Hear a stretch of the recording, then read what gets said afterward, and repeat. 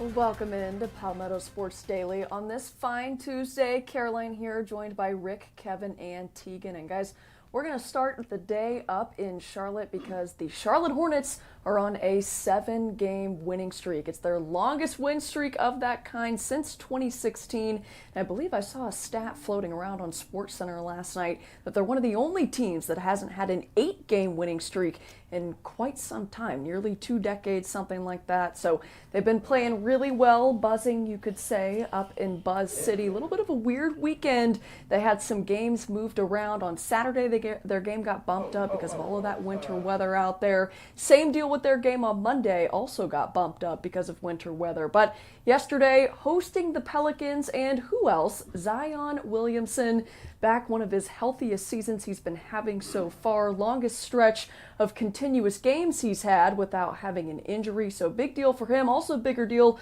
for those of us in the upstate because this guy is from our area. Well, he actually was born and raised in North Carolina, but he attended Spartanburg Day School in high school. Kind of a legend around these parts. And then he went back to Duke in North Carolina before, of course, being picked number 1 in the NBA draft in 2019 by the Pelicans. His Pelicans, though, could not hang on to a large win. They led by double digits in this game. The Hornets ended up coming back to win at 102-95 and extend that win streak I was just talking about. But Zion, while we're talking numbers, had a lot of people in the crowd because, of course, kind of a homecoming for him. So I'll let him talk about what he calls the numericals of his fans in attendance. It's always a pleasure. Always, for me, an honor to play back in the Carolinas. And I did have friends and family come down. Every time I'm in Charlotte, people come down for me. But it's close enough to home where it is home. So, like I said, whenever I get a chance to play in Charlotte, it's always dope. And how many people did you have come, and any shout-outs to any special people in attendance? I gotta ask my mom that. I'll let her deal with the numerical value and stuff like that. Come on now, get me shit off. Let my mom deal with that stuff, and I just kind of focus on the game. But I feel like it's always 10 plus.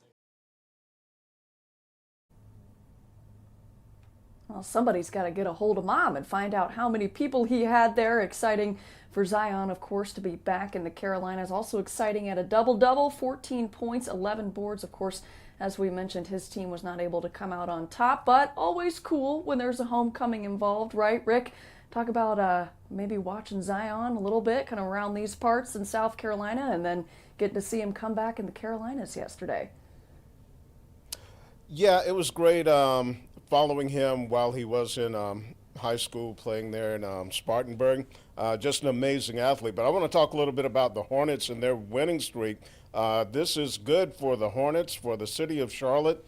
When my son moved up to Charlotte it was the 2012-2013 season, the then Bobcats were coming off the worst season in NBA history based on their winning percentage. And so they had a deal, buy season tickets for the upcoming season, and you get them for the next year free. And when my son told me about that, I said, okay, we'll jump on that. And, we've seen some bad basketball since then. We had season tickets for 2 years. Then when they got the Hornets name back, they went up on the price. I said, okay, I'm out. And then a couple of years ago, they hit me with a deal for half season tickets. But, man, the crowds have been so dead. Everything from the play of the team to the music they played during timeouts. And so to see some excitement back in the arena, hey, I love to see it. And maybe they can get back to the winning ways of the original Hornets when they had Alonzo Mourning, Larry Johnson. We'll see if they can keep it up. Yeah. You know, I took my kids up to a Hornets game a couple years ago when they were playing the Celtics, and the amount of Celtics fans that were in Charlotte was overwhelming. You would thought we made the trip up to Boston and we're seeing them at the Garden because it was pretty much all green that day. So now to see Charlotte get a fun team, and this is a really fun team. This is among not the best teams in the league, but definitely the most fun. Con Knippel, I think, is probably the rookie of the year in the NBA, if not for Cooper Flagg over in Dallas. Knippel's been putting together amazing numbers. He's already broken Steph Curry's three-point record for a rookie in the NBA, and we're only in early February. So he's putting together a great season. It looks like he's been a fantastic pick, and I really think the way he moves the ball around has opened things up for LaMelo Ball a little bit, and then of course Brandon Miller's been doing a good job hitting his shots, and they've just got a good team all around. I think they're probably one piece away from being a contender for one of the top 4 or 5 spots in the East, Tegan. Yeah, I mean, it's nice to see the improvement this year, especially because my time, watching the Hornets, covering them a little bit, has been only the past couple of years, and they haven't been all that fun to cover. So it is nice to see a little bit of improvement this year, Rick. Yeah, for folks who don't follow the NBA that closely or the Hornets, check them out, because over the last few seasons, I thought they were one of the most exciting teams in the NBA. They can really get you out of your seat, but they have to stay healthy, and that's been a problem with them. With LaMelo Ball and some of their other key players, they get hurt, and then they go into a nosedive. If they can stay healthy, watch out. The Hornets may even make a run at getting a playoff spot. All right, that's going to wrap up the first segment of Palmetto Sports Daily. We're going to take a timeout, and we're going to talk some college hoops.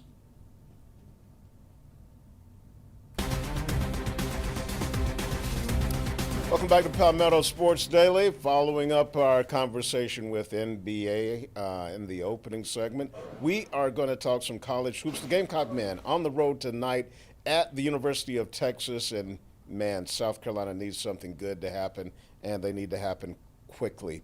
Over the weekend, Saturday, they played LSU, limited crowd because of the snow, and they lost in overtime, 92-87. They fell behind by as many as 13 points in the first half. They rallied. They were able to send it to OT, and they played better because their last time out, they were blown out by 47 points by the University of Florida. So they played better, but a game they needed to win because they beat LSU earlier this season in Baton Rouge for one of their 2 conference wins. And so now they are 11-11 and 2-7 in the SEC. Here's head coach Lamont Paris after that loss to LSU over the weekend. Felt bad for the guys, grueling. I mean, 2 teams fought really hard, and both really wanted and needed to win, and just weren't able to do it at the end. We did make some plays. If you look at the real waning moments of the game, we did make some plays, and combined with some free throw shooting, oftentimes that's the difference in these close games.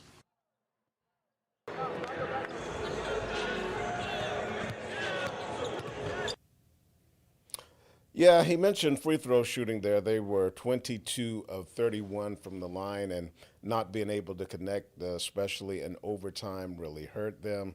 So they're at Texas tonight, and if they don't turn things around, it looks like it'll probably be another losing season for South Carolina. Pretty sad for Lamont Paris and his team and the fans. Kevin? Weather for the lack of the crowd that they had on Saturday, because I'm not sure even if it had been perfect weather outside in Columbia, I'm not sure they would have gotten a whole lot more people there to watch this game. We've talked before about how Lamont Paris' seat is probably getting pretty piping hot right now. But I wanted to ask you, Rick, and this was a question I posed to producer Nick on Saturday. If you take out Dawn Staley and the women's basketball team and the problems the baseball team, the football team, and the men's basketball team are having right now, is South Carolina the worst athletic program in the SEC right now? Ooh, when you look at the seasons that football had, that baseball had, and men's basketball, you would have to say among the power conferences, and you're looking at 3 of your big 4 sports, the Gamecocks have been right there at the bottom because they've underachieved. Especially with football this year when you go into the season ranked number 13, and then baseball last year when you have Paul Maneri, who's won a national championship, multiple SEC championships. There's no doubt in your mind when he's hired that they're going to make the playoffs, and they don't even come close, and they set records for the most losses in the program history and most conference losses. So, yeah, I would have to say they're right there at the bottom, which is a sorry state of affairs for USC athletics. But thank God for Don Staley. Yeah, no kidding. I mean, on the men's basketball front, you kind of felt like things were maybe going to trend in the right direction with Michi Johnson coming back. And I mean, Eli Ellis has been a promising freshman, but I mean, it just seems like they cannot piece it together. But Gamecocks aside, the team down the road has been able to piece it together, and the Clemson Tigers. Clemson picking up its second straight win with a win over Pitt over the weekend, so they actually go back up. They dropped in the poll a little bit after an overtime loss to NC State from 18 back down to 22. They're back up 2 spots in the AP poll with that win, so they are sitting at number 20. Just a good all-around game for Clemson. I mean, they led most of the way and didn't really look back. The big guys did what they do best, all scoring in double digits. Nick Davidson and Carter Welling both having 12, RJ Godfrey having 10 points, and to top it all off, head coach Brad Brownell picked up his 200th win in Littlejohn Coliseum. Also, kind of a strange home crowd for Clemson as well, with all of the snow and all that stuff going on Saturday. Coach already hit the 300 mark earlier in the year, back before the beginning of 2026, I should say, and now he's got another big milestone. So Coach excited about that, and of course excited about the fans and everybody that makes it all happen in Littlejohn Coliseum. I didn't know that. Yeah, I'm proud of it. Obviously, that's a lot of wins. That's a lot of good players, a lot of good assistant coaches that have helped along the way. But certainly proud of the longevity and just the consistency with which our teams have played. You need to have a good home court. We do. I think our students do an unbelievable job, especially the Grit Pit. And we've built a nice little fan base. And so Littlejohn has become a difficult place to play. And in college basketball, I think that's critical. You have to have a good home court in order to be successful. Thankfully for us, we do here at Clemson. Well, and to Coach's point there, the last couple games that I've been to, particularly the Miami game a couple Saturdays ago where Clemson beat them, they're both on big-time winning streaks. The crowds have been really electric. They've been great. They've known when to get involved and really helping this team that's on quite the run right now. 18-4 on the season, 8-1 in ACC play. Right behind number 4 Duke in terms of the ACC standings, and they got a trip to California coming up this week, so they'll be at Stanford tomorrow, do a little bit of an extended stay. They'll be playing against Cal on Saturday. Had to leave a couple days early for that trip. Kind of a weird thing when you got to go nearly all the way across the country, but Coach Brownell said he was excited for kind of having a different kind of road trip and squeezing 2 games into 1. So, Tegan, any thoughts on the Tigers and anything going on at Coastal as well? Well, the ACC now stands for the All-Post Conference because it's no longer all on the Atlantic coast. So, yeah, definitely some weird travel in there. But, yeah, I mean, good for Coach Brownell getting that 200th win. It's a new group of guys this year compared to last year. We knew that there would be some differences. I know there were some high expectations still. But, yeah, good to see them doing some good things. For Coastal Carolina, they're also doing some good things, some very surprising things. For fans who have been following this program for a while.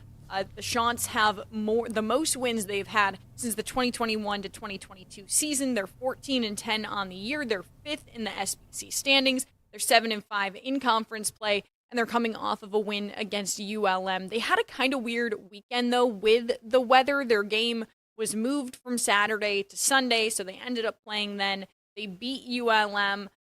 Not by as much as they should have. They beat them by less than 10, and this is a team with 0 SBC wins, but still a win nonetheless. Coastal Carolina getting ready to play Arkansas State tomorrow night. Arkansas State is in a similar boat. They are 13-10 on the year, 5-6 in conference play. But I had the chance to catch up with head coach Justin Gray of the Chants this morning to talk about kind of what they're expecting, what they're preparing to do, and one of the big things that he talked about was just his team needs to be a little bit more physical. They need to control the ball a little bit more. So here's Coach talking about some of those things. When you're talking about winning in tournament time, the referees sort of go away and the players make the plays. And so in that regard, you have to be physical with the basketball. You have to be physical at the point of attack on defense. You have to be able to finish in the paint with physicality, and you have to be able to defend with physicality but discipline and not fouling. And I think we sort of struggle with that at times. Sometimes we still foul, but I'd rather have to tone some guys down and teach them some discipline things to rather try to turn some guys up and trying to get them to play more physical.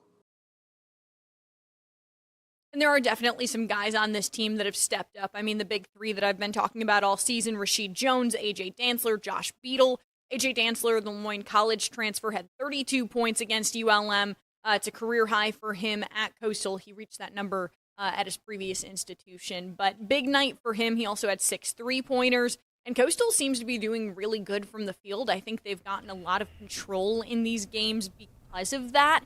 So, we'll have to see if they do that again tomorrow against Arkansas State. But Ark State is also a pretty physical team, so the Chants definitely have to prepare for that, guys. We've got to prepare to take a break here on Palmetto Sports Daily. We'll be back on the other side.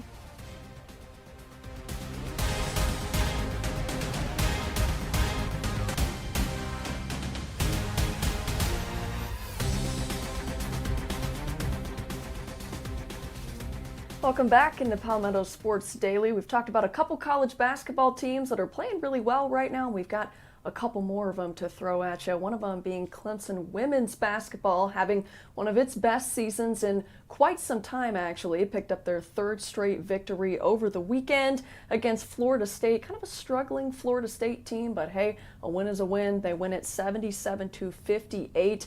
Raven Thompson finishes with a high of 18 points. And then the Tigers were actually down one of their best players there, who you're looking at, Demira Hines. She's their leading rebounder. They didn't find out until right before the game that she wasn't going to be able to go. She's dealing with something. Coach Poppy expects her to be back and ready to go for this weekend, but Hadley Pierman steps in her place and snags a season-high 15 rebounds, so really wasn't a whole lot of drop-off there. But really the big point that we want to make is that Clemson is now 16-7 on the season, so with only 7 games left, that secures a 500 record for them, or winning record, I should say, for the first time since 2022, and that was also their 7th conference win that they picked up over Florida State, and that's already more than they had last year. So their overall conference record now 7-4 on the season.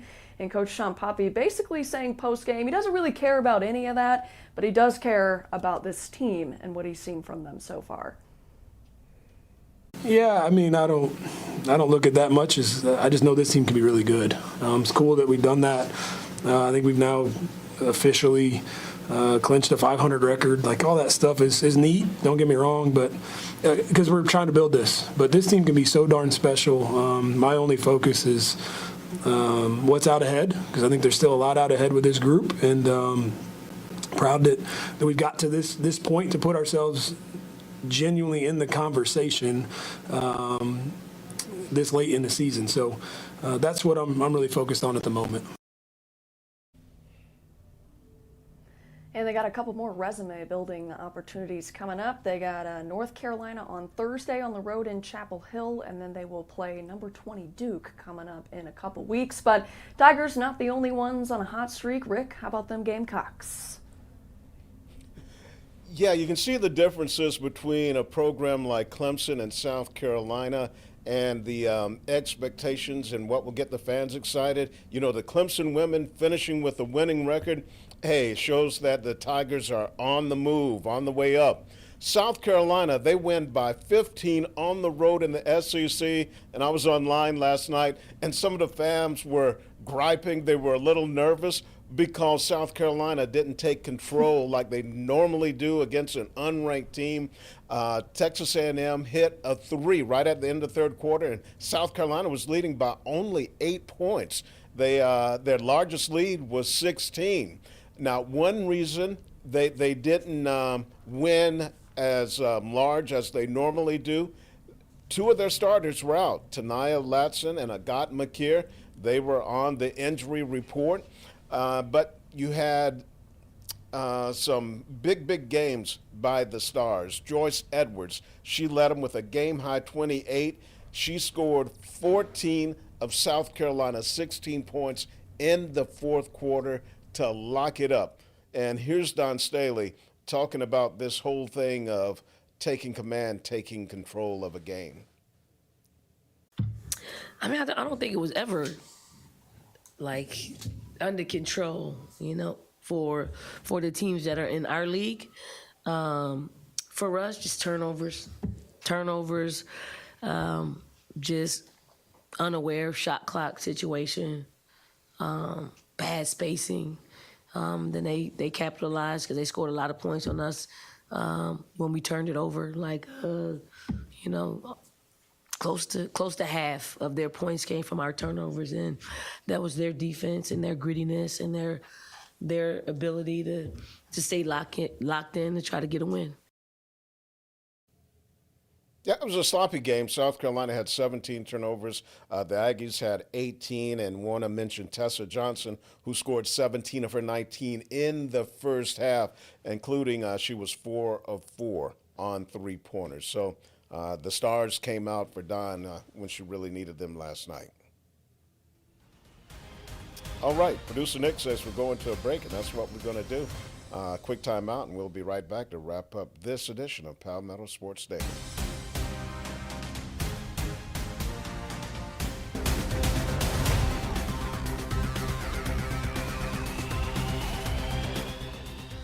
Hey, we are running out of time here on Palmetto Sports Daily. Really cool story coming up tomorrow about a former College of Charleston basketball player who set the world record for most three-pointers made over the course of 24 hours. We're going to show you how he did it and why he did it. That's coming up tomorrow. For today, that's going to wrap it up for Palmetto Sports Daily. We will see you back here tomorrow.